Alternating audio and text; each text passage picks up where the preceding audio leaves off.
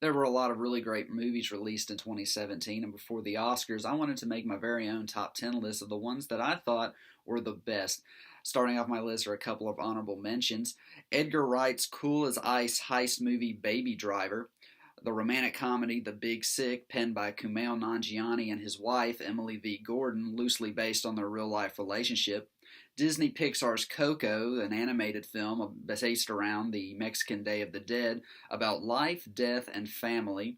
First They Killed My Father, Angelina Jolie directs this true story movie about violence in Cambodia, shown through the eyes of a child. God's Own Country, this British version of Brokeback Mountain, is about a self-loathing Englishman and his romance with a Romanian migrant worker during the lambing season.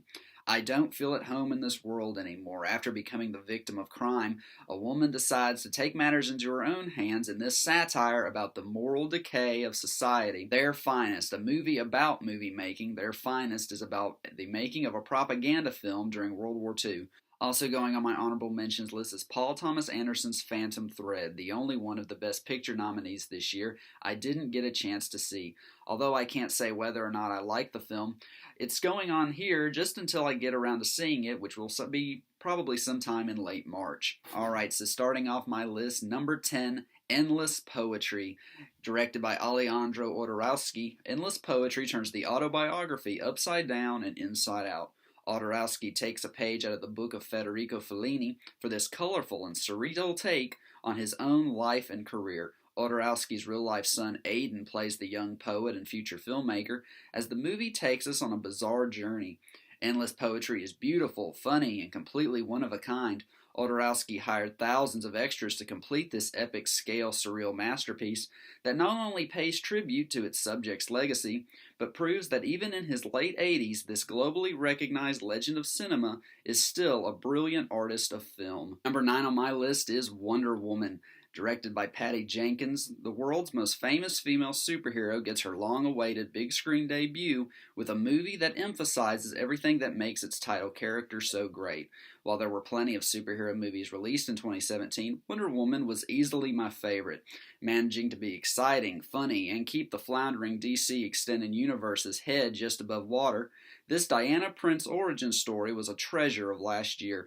There was some criticism that Wonder Woman didn't deserve all the praise it got, with naysayers citing its lack of innovation to the superhero genre as reason to put it down.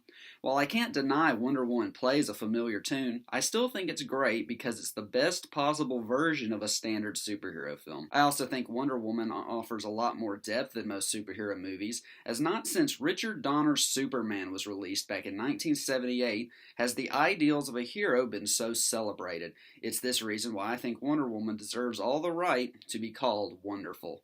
Number 8, Call Me By Your Name. Directed by Luca Guadagnino, this portrait of youth and sexual awakening broke my heart more than any other movie I saw last year. Timothée Chalamet plays a 17-year-old half-Italian Jewish boy who finds himself smitten with his archaeologist father's 24-year-old assistant, played by Armie Hammer. The movie is set in northern Italy during a summer in the 1980s, and as the days go by, we watch as their feelings for one another develop. By summer's end, we can only accept the inevitable reality that this is a love story that won't end with its two characters living happily ever after together. But it's still a touching film to watch. Call Me By Your Name is a moving coming-of-age drama and a tale of summer loving that will always be burned on the inside of my heart. Number 7, Mudbound. Directed by Dee Rees, Mudbound is one of the most brutal movies I saw last year. Although set in the 1940s, this drama about life in Mississippi during the time period holds a mud-stained mirror up to our modern times. Depicting not only the hardships of just surviving down south, Mudbound is a movie about racial divide, inequality, and violence that strikes sharp parallels with 21st century America. The cast, which includes Carey Mulligan, Mary J. Blige, Garrett Hedlund, Jason Mitchell, Jason Clarke, Rob Morgan, and Jonathan Banks, is well chosen and well utilized in showing several different perspectives of the movie's major themes.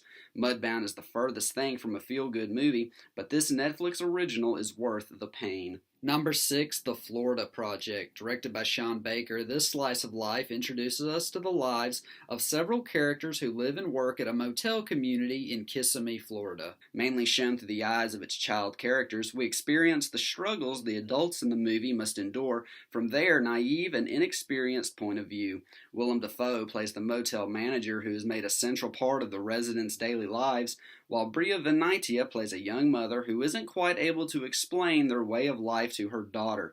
The Florida Project is a funny but also quite sad indie film that showcases Baker's affection for social outcasts.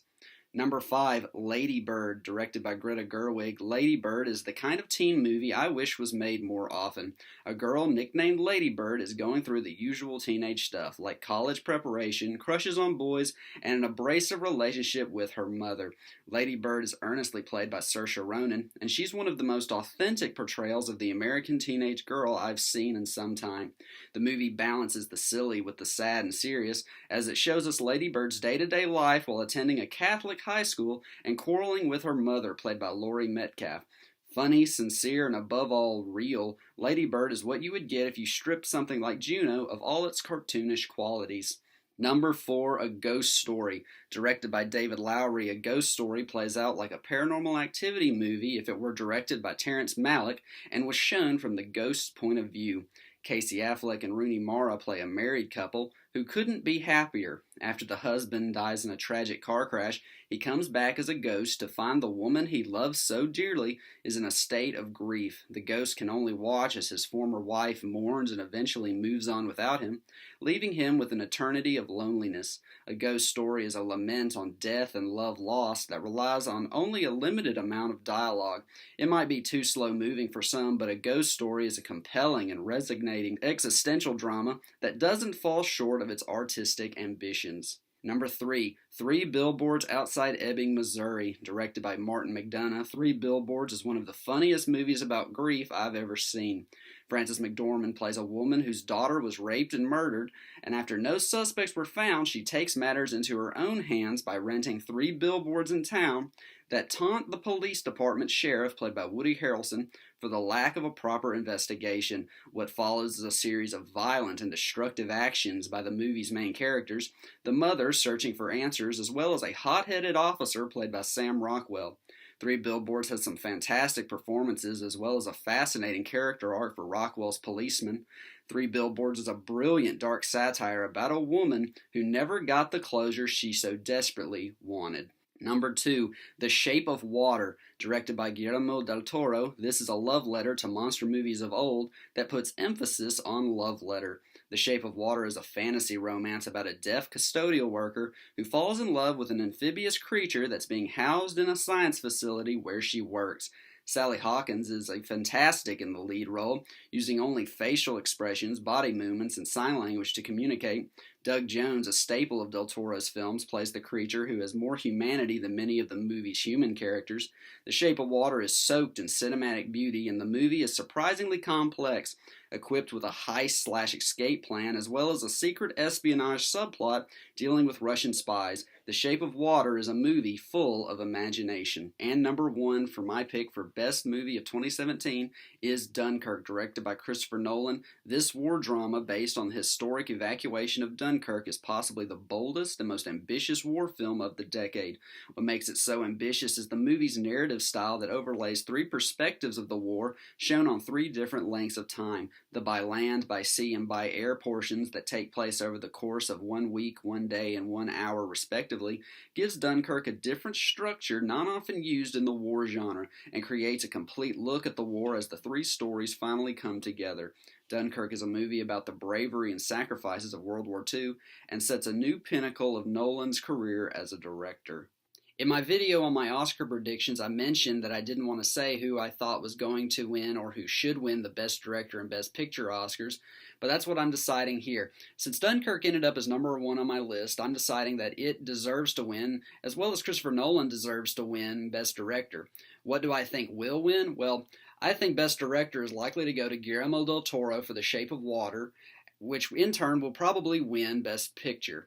Thank you so much for watching. I have more reviews planned soon. They're going to be all pretty much all available now reviews of movies released in 2017 that I hadn't gotten around to doing yet. But soon I'll have more reviews of 2018 new releases. Until next time, I'm Logan D. McCoy, and this is Real McCoy Reviews.